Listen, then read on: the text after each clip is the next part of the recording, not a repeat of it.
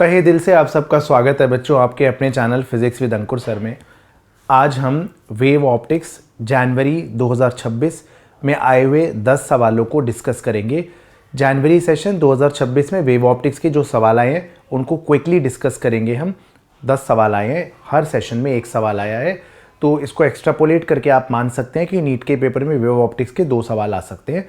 JEE main में 25 सवाल होते हैं, नीट के अंदर 45 सवाल होते हैं। आइए स्टार्ट करते हैं बिना समय बर्बाद किए। चलिए, पहला सवाल है हमारा बालकों,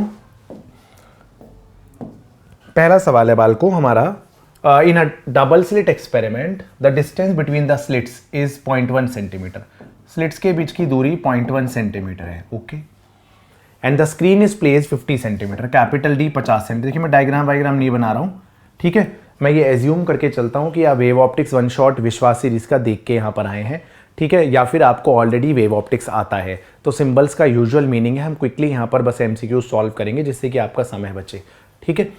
when one of the slit is covered with a transparent sheet of thickness T and refractive index 1.5, central fringe shifts by 0.2 centimetre. बेटा आपको ये वेव ऑप्टिक्स की वन शॉट सीरीज में एग्जैक्ट डेरिवेशन दिख जाएगी मेरी। वेव ऑप्टिक्स वन शॉट जो मैंने विश्वास सीरीज में डाला है, ठीक है, कल उसमें आपको दिख जाएगा। ये सेम है, मैंने ये बताया था कि अगर हम किसी भी लाइट रे के रास्ते में ग्लास स्लैब रख देंगे, ठीक है, तो ये जो फ्रिंजेस हैं वो शिफ्ट हो जाते हैं। फ्रिंजेस जो हैं वो शिफ्ट हो जाते हैं। जो फ्रिंज पैटर्न पहले था, लेट से जब ग्लास स्लैब नहीं थी तो कुछ ऐसे फ्रिंजेस बन रहे थे, ठीक है। जब हम ग्लास स्लैब डाल देते हैं, मान लीजिए ऊपर वाली लाइट रे के रास्ते में, तो ये फ्रिंजेस थोड़े ऊपर शिफ्ट हो जाते हैं, ठीक है। ये फ्रिंजेस थोड़े ऊपर शिफ्ट हो जाते हैं। तो एक्चुअली में फ्रिंजेस कितने शिफ्ट हो गए कैसे पता लगेगा? ये ओ सेंट्रल मैक्सिमा था, उसका ये सेंट्रल मैक्सिमा है, तो जो शिफ्ट इन फ्रिंज है, फ्रिंज शिफ्ट का मैंने फॉर्मूला डिराइव किया था और फ्रिंज शिफ्ट का फॉर्मूला आया था आपका beta by lambda mu -1 into T. इसको बोलते हैं आप फ्रिंज शिफ्ट, या फिर ये बीटा की वैल्यू डालने के बाद बीटा होता है capital D lambda by small D, है ना, into lambda mu -1 into T. ये हमने डेरिवेशन ऑलरेडी कर लिया है बच्चों। यहाँ हम एमसीक्यू करते वक्त डिराइव नहीं करेंगे, क्योंकि आपको भी एक क्वेश्चन को सॉल्व करने का छोटा तरीका आना चाहिए। नीट में आपके पास अनंत काल तक का टाइम नहीं होता, ठीक है। आप जितनी जल्दी सॉल्व करेंगे आप उतना फायदे में रहेंगे। तो ये आपका फ्रिंज शिफ्ट का फॉर्मूला है। यहाँ पर सिंबल्स का अपना मीनिंग है। ये कैपिटल डी है, डबल स्लिट प्लेन और स्क्रीन के बीच की दूरी कैपिटल डी है, दोनों स्लिट्स के बीच में दूरी स्मॉल डी है। आइए लपेटते हैं सवाल। तो सब कुछ दे रखा है आपको, पूछा क्या है देख लेते हैं। फ्रिंज शिफ्ट कितना है? फ्रिंज शिफ्ट आपका है, सेंट्रल फ्रिंज शिफ्ट हो रहा है 0.2 सेंटीमीटर, ठीक है, सब कुछ सेंटीमीटर में ले रहा हूँ। ये 50 सेंटीमीटर, ये भी ठीक है। स्मॉल डी 0.1 सेंटीमीटर, ये भी ठीक है। म्यू -1, ठीक है, इंटू थिकनेस, सही है बच्चों। अब मुद्दा देखिए यहाँ पर क्या है, सही लग रहा है। म्यू है आपका 1.5, तो 1.5 -1 इंटू में थिकनेस, ठीक है। तो ये आ गया आपका 0.02 इज इक्वल टू 50 इंटू 0.5, ठीक है। ये थिकनेस हो गई आपकी। तो ये हो गया 2/100 और ये हो गया 50 इंटू 5/10। सही लग रहा है बच्चों, बिल्कुल ठीक है। उसके बाद एक 0 से एक 0 इधर उड़ा दीजिए आप। उसके बाद आपकी जो यहाँ से थिकनेस है ये आ जाएगी 2/500, हाँ ठीक है, यानी 2/500, ठीक है, हाँ ठीक है। एक बार चेक कर लें, 0.5 इंटू टी, हाँ ठीक है 2/500 नहीं आ रही है, 25 आ रही है बच्चों, है ना। 2/25 इंटू में 100, ये थिकनेस आ रही है बच्चों, ठीक है। तो इंटू में 100 है ये। अच्छा, अब क्या करें अब हम करेंगे इसको 200/25 इंटू में 10⁻⁻4 कर देंगे, तो ये 8 इंटू 10⁻⁻4 हो जाएगी, ठीक है बच्चों। कैलकुलेशन थोड़ी ध्यान से करनी पड़ती है, कैमरे के आगे थोड़ा हमारा भी ध्यान इधर उधर हो जाता है। ऑप्शन बी आपका करेक्ट आंसर रहेगा।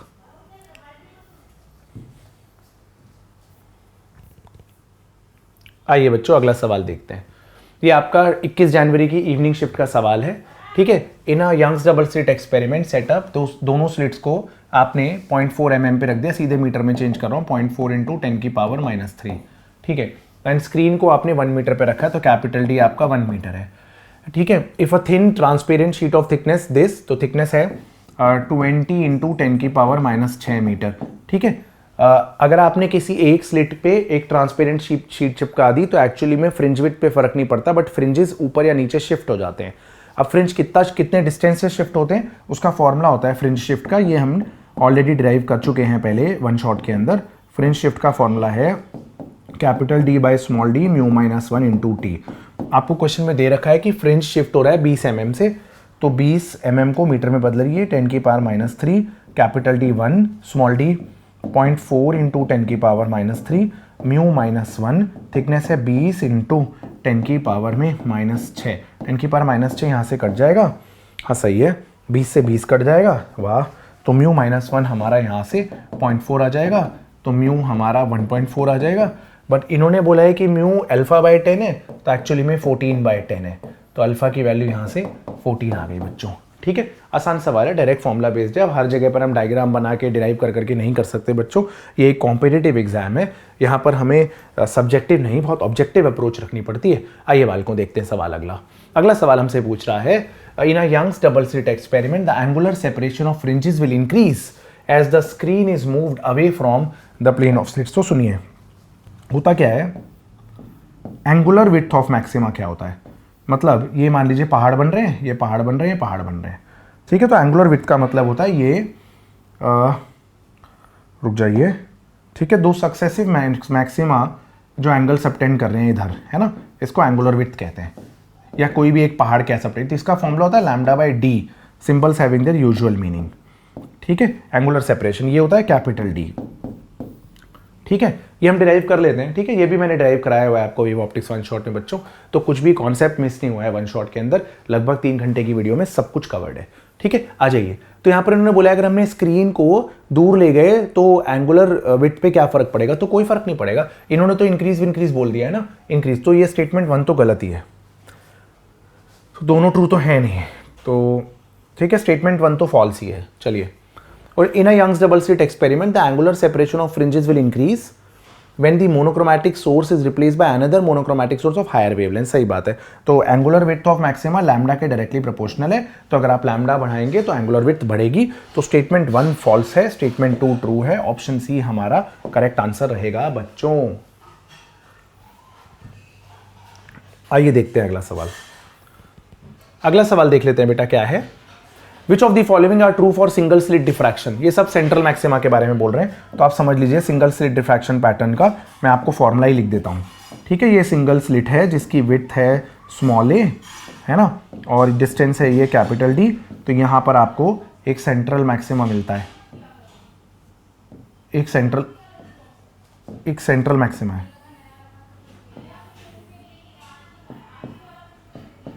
ठीक है, ये लीनियर विड्थ है, तो ये लीनियर विड्थ है, तो लीनियर विड्थ का फॉर्मूला था 2d lambda by small A.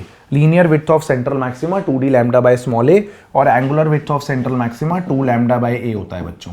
Okay, perfect है। चलिए अब समझिए, width of central maxima increases with increase in wavelength, lambda बढ़ाओगे ये बढ़ेगा, ए ऑप्शन बिल्कुल सही है। Width of central maxima increase होता है, अगर आप लैम्डा घटाएंगे तो बी तो गलत हो गया, ए सही है, बी गलत है, बी गलत है। चलिए अब अगर डी चेक कर लेते हैं बस, है ना, तो डी चेक कर लीजिए, width of central maxima increases with increase in slit width, नहीं, अगर आप स्लिट विड्थ बढ़ाएंगे तो जो लीनियर विड्थ है वो घटेगी, तो डी गलत है एक्चुअली में, तो ए और डी गलत हो गया, तो आंसर सिर्फ ए सी ई हो जाता है। ई ऑप्शन सही कैसे हो जाता है, एक बार ये देख लेते हैं, brightness of central maxima increase कर रहा है for decrease in wavelength at constant slit width. तो देखिए, याद रखिए, कुछ इस तरह का सीन है कि अगर हम लैम्डा घटाते हैं ना तो थोड़ी कॉन्सेंट्रेटेड एनर्जी हो जाती है, और एनर्जी कॉन्सेंट्रेट होने से थोड़ी ब्राइटनेस हमें सेंट्रल मैक्सिमा की ज़्यादा दिखाई देने लगती है। तो ये थोड़ा सा थ्योरेटिकल टाइप का क्वेश्चन था, इसमें ए सी ई ऑप्शन सी करेक्ट हो जाएगा।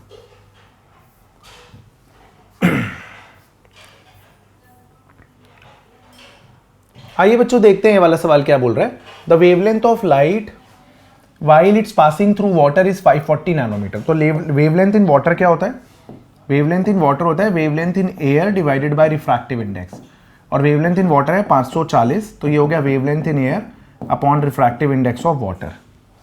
रिफ्रैक्टिव इंडेक्स ऑफ पानी दे रखा है, जो भी है। The wavelength of same light when it is passing through a transparent medium किसी मीडियम में पास करती है तो वो फिर से होगा wavelength in air upon refractive index of medium.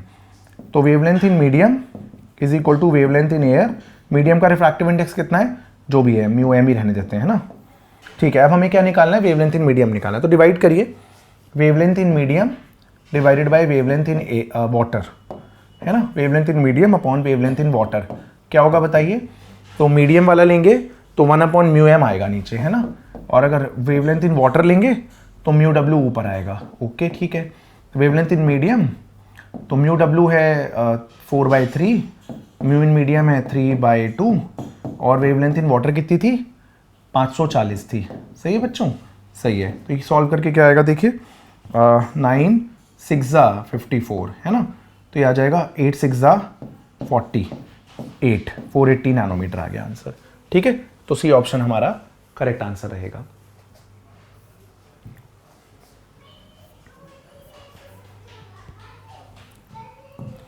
आइए बच्चों देखते हैं एक बार ये वाला क्वेश्चन क्या पूछ रहा है। तो सवाल है, in two separate Young's double slit experiment setups the two monochromatic light sources of different wavelengths are used to get fringes of equal width.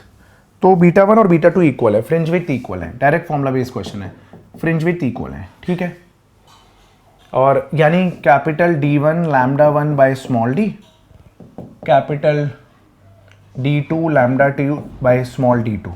सही है। अब इन्होंने क्या बोला है, इन्होंने बोला the ratio of slit separations that of wavelength of light used are in the ratio 2:1 and 1:2। तो रुकिए, तो यहाँ से λ1 बाय λ2 इनटू में D1 by D2 equal to में small d1 by small d2। अब बोला गया है कि रेशियो ऑफ स्लिट सेपरेशंस वो है आपका 2:1। सही है। और क्या बोला गया है, रेशियो ऑफ वेवलेंथ है 1:2 इनटू में कैपिटल D1 बाई D2, तो D1 बाई D2 आपका 4:1 है। बच्चों तो बहुत ही आसान सवाल था, बहुत ही आसान, जेईई मेन वाली फीलिंग नहीं आई इसमें, 4:1 आंसर रहेगा। ठीक है बच्चों, आई होप आप समझ गए। आइए देखिए,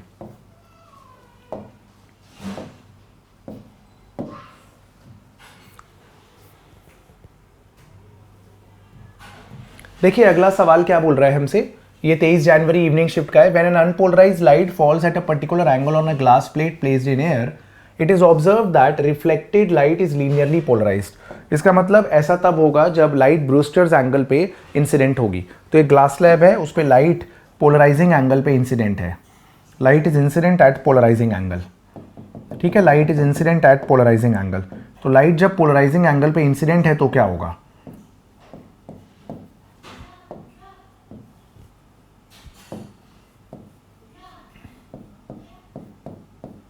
ठीक है। अब उसके बाद रिफ्लेक्टेड लाइट प्लेन पोलराइज्ड है, रिफ्लेक्टेड लाइट प्लेन पोलराइज्ड है। तो ऐसा केस में क्या होता है, ऐसे केस में रिफ्रैक्टेड लाइट पार्शियली पोलराइज्ड होती है, रिफ्रैक्टेड लाइट पार्शियली पोलराइज्ड होती है, कोई दिक्कत नहीं। और रिफ्लेक्टेड और रिफ्रैक्टेड रे परपेंडिकुलर होती है। ये एंगल ऑफ रिफ्लेक्शन, ये 90 माइनस IP, बचा हुआ ये 90 माइनस R। अब क्या बोल रहे हैं बताइए, ठीक है। Angle of refracted beam with respect to norm R पूछा गया है, तो इसमें तो कुछ भी नहीं है। सबसे पहले तो आप याद रखिए कि ब्रूस्टर्स लॉ क्या होती है, अगर रिफ्लेक्टेड रे प्लेन पोलराइज्ड है, tan IP is equal to refractive index of medium 2 with respect to medium 1, जो कि आ रहा है 1.52/1। तो टेंजेंट ऑफ पोलराइजिंग एंगल आ रहा है tan इनवर्स में 1.52। तो IP यहाँ पर एंगल ऑफ इंसिडेंस आ गया आपका 57.7 डिग्री। ठीक है, उसके बाद आपने देख लिया है कि 90 माइनस IP और 90 माइनस R दोनों का सम भी 90 डिग्री है। तो यहाँ से IP और R का सम 90 डिग्री है, तो एंगल ऑफ रिफ्रैक्शन आपका 90 माइनस IP होगा, जो कि कितना होगा बताइए, ये होगा आपका 32.3 डिग्री, है ना, पॉइंट लेंगे 50, हाँ 32.3 डिग्री। ठीक है बच्चों, डी ऑप्शन हमारा करेक्ट आंसर रहेगा।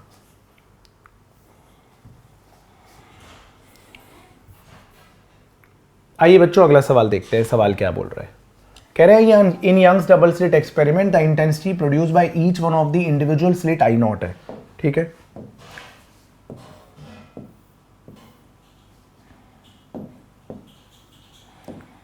देखिए हर एक स्लिट की जो वेव आ रही है उसकी इंटेंसिटी आई नॉट है हर एक स्लिट से, सही है। The distance between the two slits है 2 mm, दो स्लिट्स के बीच की दूरी है 2 mm, ये भी ठीक है। स्मॉल डी आपका 2 mm है और हर एक वेव की इंटेंसिटी आई नॉट है, okay. The distance of screen from slits, screen की दूरी स्लिट से कैपिटल डी 10 मीटर है, ये भी ठीक है। The wavelength of light used is 6000 angstrom, the intensity of light on the screen in front of one of the slit is, तो सुनिए जो यहाँ पर दोनों वेव पहुँचेंगी ये पी पॉइंट पे, तो यहाँ पर रिजल्टेंट इंटेंसिटी क्या होगी ये बताना है, ठीक है। तो यहाँ पर जो है बच्चों अप्रॉक्सीमेशंस तो दोनों ट्रू हैं। कैपिटल डी जो है वो स्मॉल डी से बहुत बड़ा है और wavelength of light small D से बहुत छोटी है, तो पाथ डिफरेंस का जो फॉर्मूला होता है डी एक्स बाई डी वो यहाँ पर एप्लीकेबल है, ठीक है। तो दोनों वेव्स के बीच का पाथ डिफरेंस क्या होगा, पाथ डिफरेंस होगा small D x by capital D. Path difference हो गया, स्मॉल डी कितना है 2 mm, तो 2 इंटू 10 की पावर -3, ठीक है। एक्स कितना है 10 मीटर, ठीक है, और डू बाई कैपिटल डी हो गया। एक्स कितना है ये 1 mm है ना, ये 1 mm है, चेक कर लीजिए, है ना, आधा लेना है ना, तो 1 mm, तो ये 10 की पावर -3 हो गया, तो ये हो गया आपका 2 इंटू 10 की पावर -7 मीटर, सही है। तो फेज डिफरेंस क्या होता है दोनों के बीच में, ये होता है 2 पाई बाई लैम्डा इंटू में पाथ डिफरेंस, ठीक है, ये आ गया। अब फेज डिफरेंस क्या आएगा 2 पाई बाई लैम्डा कितना है 6000 एंगस्ट्रॉम, तो एंगस्ट्रॉम को मीटर बदलेंगे तो 6 इंटू 10 की पावर -7 आ जाएगा, इंटू पाथ डिफरेंस है 2 इंटू 10 की पावर -7, काफ़ी सही लग रहा है तो देखने में, हाँ ठीक है। 10 की पावर -7 से 10 की पावर -7 उड़ गया और ये आ गया 3, ये आ गया 1, तो फेज डिफरेंस इनके बीच का आ रहा है 2 पाई बाई 3। फेज डिफरेंस क्या आ रहा है, फेज डिफरेंस आ रहा है 2 पाई बाई 3। जब दो वेव्स के बीच का फेज डिफरेंस आ जाता है तो रिजल्टेंट इंटेंसिटी का फॉर्मूला हमें पता होता है, हम सीधे सीधे रिजल्टेंट इंटेंसिटी का फॉर्मूला अप्लाई कर देंगे यहाँ पर बच्चों, ठीक है, सीधे सीधे रिजल्टेंट इंटेंसिटी का फॉर्मूला अप्लाई कर देंगे एंड लेट्स सी क्या फॉर्मूला आता है। तो रिजल्टेंट इंटेंसिटी होगी आपकी I1 plus I2 plus 2 times root I1 I2 cos phi, ठीक है बच्चों, सही है। तो रिजल्टेंट इंटेंसिटी हो जाएगी I0 plus I0 plus 2 I0, phi की जगह 2 pi by 3 cos 2 pi by 3, I0 plus I0 plus 2 I0 cos 2 pi by 3 है -12, तो यहाँ पर रिजल्टेंट इंटेंसिटी आपकी I0 आ जाती है। ऑप्शन बी बच्चों आपका करेक्ट आंसर रहेगा, ठीक है। इसका एक तगड़ा वेरिएंट भी होता है जिसमें path difference dx by capital D applicable नहीं होता, तो वो भी हमने डिस्कस किया था वन शॉट में अगर आपको याद हो तो इसमें अप्रॉक्सीमेशंस फेल हो जाती हैं। आइए सवाल करते हैं वाल को। तो सवाल क्या है, a plane wave after passing through a prism remains as a plane wave front, तो सही बात है, ये तो एक प्रिज्म है, अगर हमने किया था behaviour of prism lens mirror towards plane wave front, तो अगर एक प्लेन वेव फ्रंट प्रिज्म पे इंसिडेंट है ना, तो बाद में जो है वो प्लेन वेव फ्रंट ही प्राप्त होगा आपको। तो अगर पहले प्लेन वेव फ्रंट है तो बाद में भी आपको जो वेव फ्रंट दिखेगा वो प्लेन वेव फ्रंट ही दिखेगा। तो ये प्लेन वेव फ्रंट है ए बी, तो बाद में भी ए डैश बी डैश एक प्लेन वेव फ्रंट ही होगा, तो ये बात बिल्कुल सही है। स्टेटमेंट 1 तो बिल्कुल सही है। स्टेटमेंट 2 देखते हैं, the curvature of a spherical wave emerging from a slit, एक स्लिट का मतलब ये डिफ्रैक्शन की बात कर रहे हैं, मतलब वो ये कह रहे हैं कि एक स्लिट है उससे अगर एक वेव आती है ना, एक वेव आती है तो वो ना ऐसे ऐसे बड़ी हो जाती है, स्प्रेड हो जाती है वेव, ठीक है, ऐसे स्प्रेड हो जाती है, ये बोल रहे हैं, हाँ ठीक है। फिर कह रहे हैं कर्वेचर मतलब स्प्रेड होना will increase for increasing the slit width, तो ऐसा नहीं है। आप याद रखिए एंगुलर विड्थ क्या होती थी 2 theta, angular width of central maxima 2 lambda by A, तो अगर स्लिट विड्थ बढ़ाएंगे तो जो थीटा है वो कम हो जाएगा, तो ये गलत है, ठीक है। कर्वेचर मतलब कितना स्प्रेड हो रही है, वो कह रहे हैं बढ़ेगा अगर स्लिट विड्थ बढ़ाएंगे, तो ये बात गलत है ना। डिफ्रैक्शन के अंदर angular width of central maxima slit width बढ़ाने पे घटता है, बढ़ता नहीं है, इन्होंने बोला है बढ़ेगा, ओके। तो स्टेटमेंट 1 ट्रू है बट स्टेटमेंट 2 फॉल्स है, सी ऑप्शन करेक्ट आंसर रहेगा।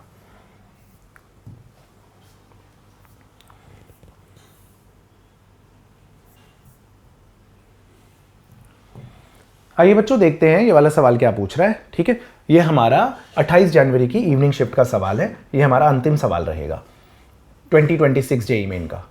अ beam of light consisting of wavelength 650 nanometre and 550 nanometre illuminates the Young's double slit with separation of 2 millimetre, okay.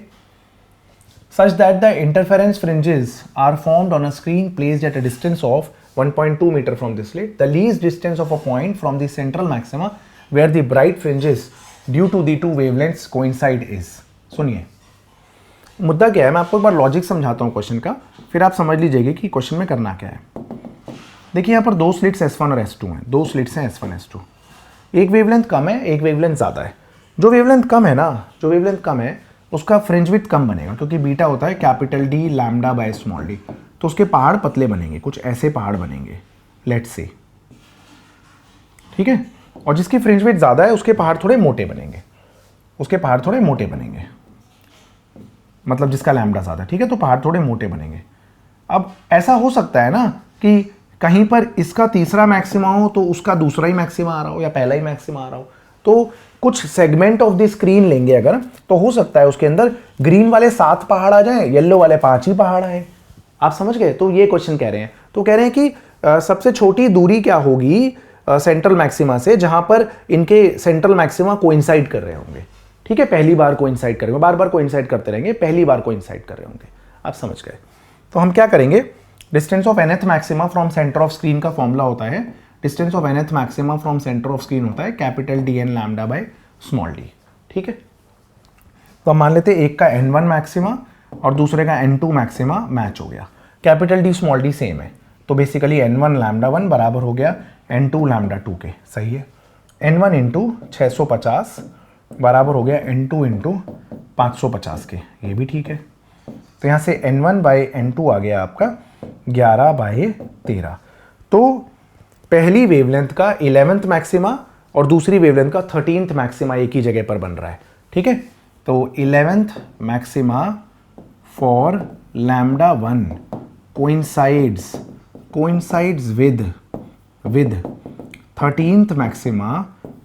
with 13th maxima for lambda 2 बच्चों। आप समझ गए मैं क्या बोलना चाह रहा हूँ? हाँ सही है। तो बस अब आप किसी भी एक की दूरी निकाल दीजिए, चाहे पहले वाले के 11th की निकाल दीजिए, चाहे दूसरे वाले के 13th की निकाल दीजिए। तो पहले वाले के 11th की निकाल देता हूँ, capital D n1 lambda 1 bye small D, सही है। तो कैपिटल डी क्या है, 1.2 मीटर है। 11th मैक्सिमा लैम्डा 1 क्या है, 650 नैनोमीटर को मीटर में बदलिए, 10⁻⁻⁹। स्मॉल डी क्या है, 2 mm को मीटर में बदल लीजिए, ठीक है बच्चों। तो ये आपने देख लिया, यही आपका आंसर रहेगा बच्चों, ठीक है। इसको निकाल लीजिएगा। इन्होंने बोला है ना, least distance of a point from the central maxima where the bright fringes coincide. तो 10⁻⁻⁵ के बाद जो डेटा बचेगा आपको वो लिखना है यहाँ पर। आई होप आप समझ गए, कैलकुलेशन आपके हिस्से का काम रहेगा, ठीक है बच्चों।